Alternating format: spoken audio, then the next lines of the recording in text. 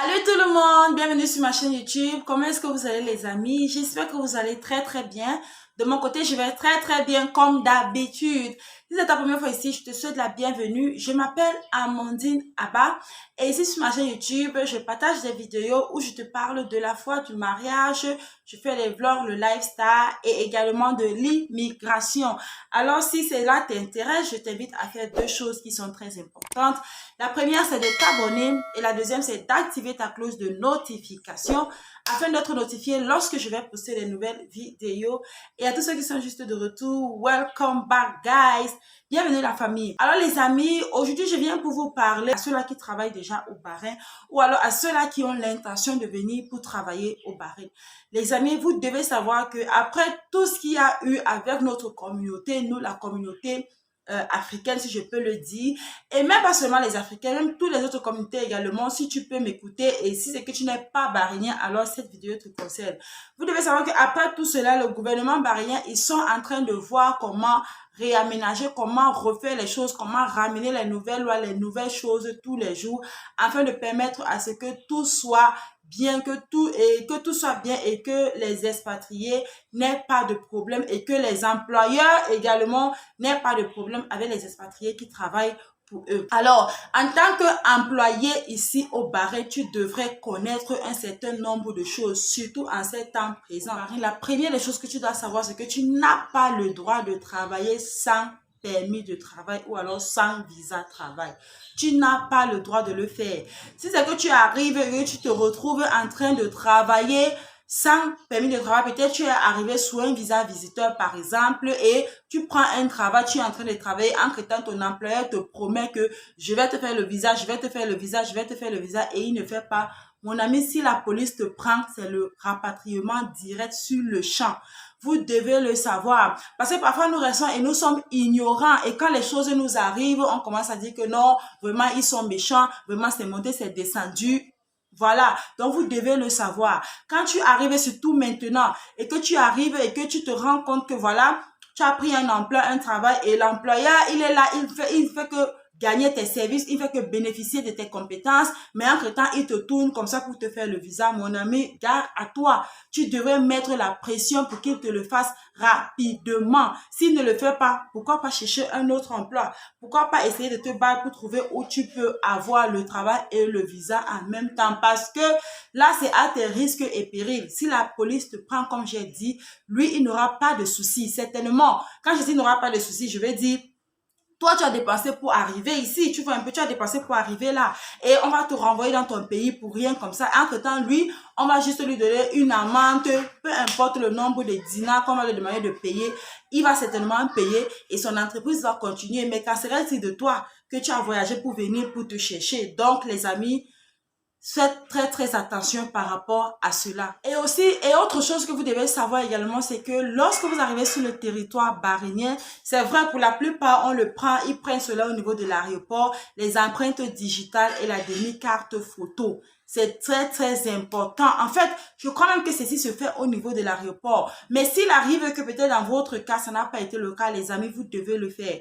Vous devez vous rendre au LMR pour déposer vos empreintes digitales et votre photo, demi-carte photo, afin d'être enregistré dans le gouvernement bahreïnien. Mais je crois que lorsque tu arrives à l'aéroport, comme je disais bien, ils le font avant même de te laisser passer. Mais s'il arrive que peut-être pour vous, ça n'a pas été le cas, alors vous devez le faire. Et la première chose que tu dois savoir, c'est que tu n'as pas le droit de t'absenter hors ton travail pour plus de 15 jours sans aviser à ton employeur. Qu'est-ce que je veux par là dire? Si tu sais que peut-être tu auras un empêchement qui va te faire prendre 15 jours pour ne pas aller au travail, avise déjà. Il est bien vrai que c'est un peu, c'est parfois, c'est très rare de voir les cas pareils ou alors je dirais même voir impossible. Mais s'il arrive que c'est le cas, avise ton employeur. Et je parle de ce point parce que il y en a certains d'entre nous, lorsqu'on arrive, on est en train de travailler quelque part et entre-temps, on part aux autres interviews parce qu'on cherche mieux, bien sûr. Et lorsqu'on nous prend dans ce ailleurs là, on abandonne tout simplement où on était et on peut commencer à travailler là-bas sans toutefois informer où on était et on se met à travailler pour l'autre employeur. Le problème, c'est que si l'autre employeur t'a déjà fait le visa, il peut te faire les problèmes. Vous devez le savoir, les amis. Si c'est que pour celui que tu es en train de travailler, il t'a déjà fait un visa travail et entre-temps, tu as vu un autre travail où on te propose plus gros, un salaire plus grand que ce que l'autre est en train de te donner et tu quittes tout simplement pour aller là-bas. Même si ton nouveau employeur, celui qui veut t'embaucher, te dit que non, viens, il n'y a pas de problème, il va se charger de la papeterie, il va se charger de te faire le visa, il va te charger. C'est faux, les amis. C'est faux parce que dans le système bahreïnien, pour pouvoir transférer un visa d'un CR à un autre CR, il faut l'approbation du CR sous lequel le visa est. Donc, je ne sais pas comment, certaines personnes, j'ai rencontré des personnes qui m'ont dit que non, leur nouveau employeur se sont chargés de ça et leur problème de visa a été résolu sans problème, etc. Si vous avez la grâce peut-être d'aller dans une entreprise où votre employeur peut-être a les connexions au niveau du LMR et peut-être il sait comment est-ce qu'il gère cela. Ok, gloire à Dieu pour vous. Mais si vous n'avez pas vraiment, si vous n'êtes pas sûr, alors rassurez-vous d'aviser, ok, d'aviser que voilà.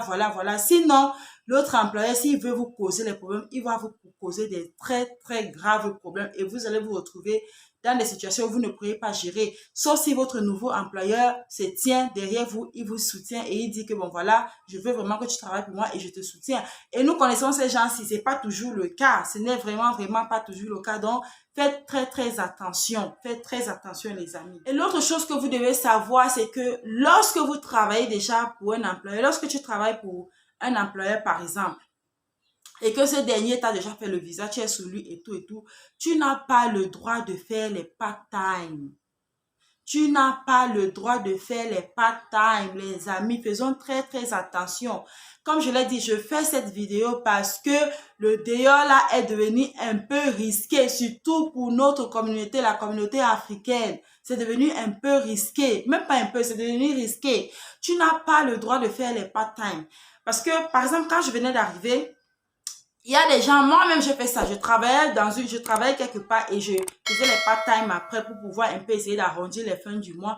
Mais maintenant, là, c'est devenu un peu compliqué. Si ton employeur se rend compte que tu es en train de faire les part-time et pourtant tu es sous lui, s'il veut te faire des problèmes, tu seras dans des problèmes très graves. Et ce que moi, je crains toujours, c'est que, surtout maintenant, à la moindre chose, à la moindre erreur, ils ne réfléchissent pas deux fois. C'est le rapatriement. Ils ne réfléchissent pas deux fois. C'est le rapatriement, surtout lorsque toi, l'employé, tu as tort. Si toi, l'employé, tu as tort, ça sera vraiment difficile. Sauf si, vraiment, c'est la grâce de Dieu, ok? Mais sinon, ça sera vraiment difficile pour toi. Donc, fais très attention. Et autre chose que je vais ajouter, c'est que certainement, les gens vont dire que, mais, tu nous avais dit que lorsqu'on travaille quelque part, si on veut changer de travail, on peut changer de travail. Oui, tu as le droit de changer de travail. Tu peux changer de travail. Lorsque un employeur t'a fait le visa et que tu es sous lui, tu peux changer le travail soit après 6 mois, soit après 1 an. Mais en général, c'est après 1 an parce que après 6 mois, généralement, ils refusent. OK? Mais après 1 an, la majorité des entreprises, ils font les visas pour leurs employés maintenant, les visas de 1 an, un an renouvelable. Tu peux avoir un contrat de 2 ans, de 4 ans, de 5 ans, de 3 ans, ça dépend. Mais ton visa qu'ils t'ont fait dans le système et dans ton passeport, non, on met plus les visas dans le passeport. Ton visa qu'ils t'ont fait dans le système est un visa qui a une durée de 1 an. Et après ces 1 an-là, ils renouvellent cela selon tes compétences, selon ce que tu apportes, selon ta productivité dans l'entreprise, ils renouvellent cela, ok? Donc, après 1 an, tu peux bel et bien leur dire que, bon, voilà, tu ne veux plus continuer à travailler pour eux, tu veux rompre le contrat et tu as trouvé un autre emploi, voilà, tu vas chercher un autre emploi. Là, tu as le droit de le faire, ok? Et la prochaine chose que tu dois savoir, c'est que si il arrive par exemple que tu étais en train de travailler quelque part et après ton employeur se rend compte ou alors ton employeur pense que tu n'es pas assez compétent, il veut te changer et que par exemple ton visa reste 1 mois ou alors tu sais que ton visa est en train de finir, il faut savoir que lorsque ton visa finit, tu as 30 jours pour soit trouver un autre emploi ou soit quitter le territoire bahreïnien. Tu as 30 jours. Je le dis parce que on a vu des gens qui, leurs visas sont finis, ils sont restés, ils ne trouvent pas de travail ou alors ils ne renouvellent pas. ils ne quittent pas le territoire, ils sont là. Les amis, s'il arrive que les CID, la police, te mettent la main dessus dans une condition pareille, si c'est pas la même nuit même, ou bien la même journée, ou bien je ne sais pas trop quoi, que tu prennes le prochain avion disponible pour ton pays, rends gloire à Dieu. Parce que vous devez mettre toutes les chances de votre côté. Vous devez faire de telle en sorte que, en fait, éviter au maximum d'être contre la loi, d'être contre ce que la loi du travail régit dans le territoire. Parce que si c'est le cas, vous serez dans des gros problèmes et ce n'est pas bien, ok?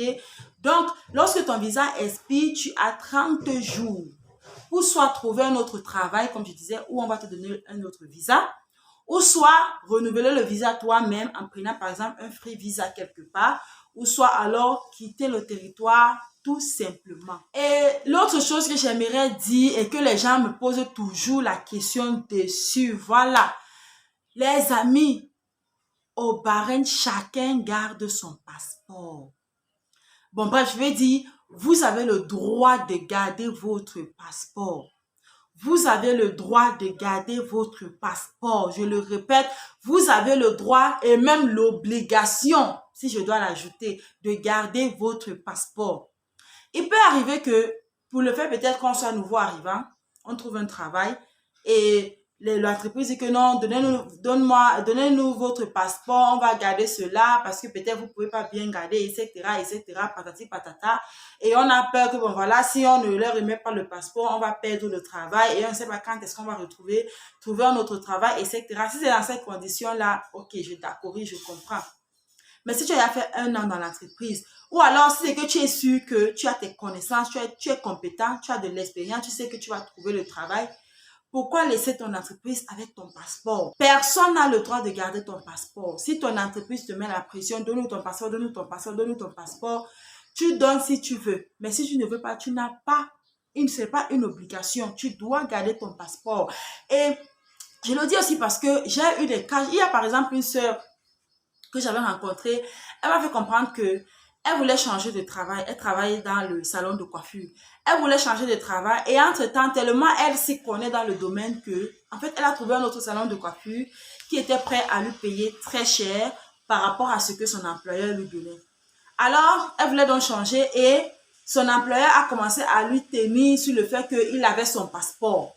Donc, elle demandait son passeport, son employeur refusait. Elle demandait le passeport, il tournait, il ne voulait pas donner le passeport parce que c'était une façon pour lui de la tenir captive. Il ne voulait pas la libérer pour qu'elle s'en aille. Je lui ai dit que ma soeur, cours au bureau de LMRE. Va te plaindre au LMRE. Elle arrivait se plaindre là-bas. J'ai dit, c'est sur le champ, en sa présence, qu'on a appelé l'entreprise et on les a dit que, écoutez, telle personne qui travaille chez vous, est-ce que vous connaissez? Ils ont dit oui. On a dit, est-ce que vous avez son passeport? Ils ont dit oui. Ils ont dit que venez déposer son passeport ici. En fait, quand ça se passe même comme ça, tu pars là-bas, ce n'est plus à toi qu'ils vont remettre ton passeport.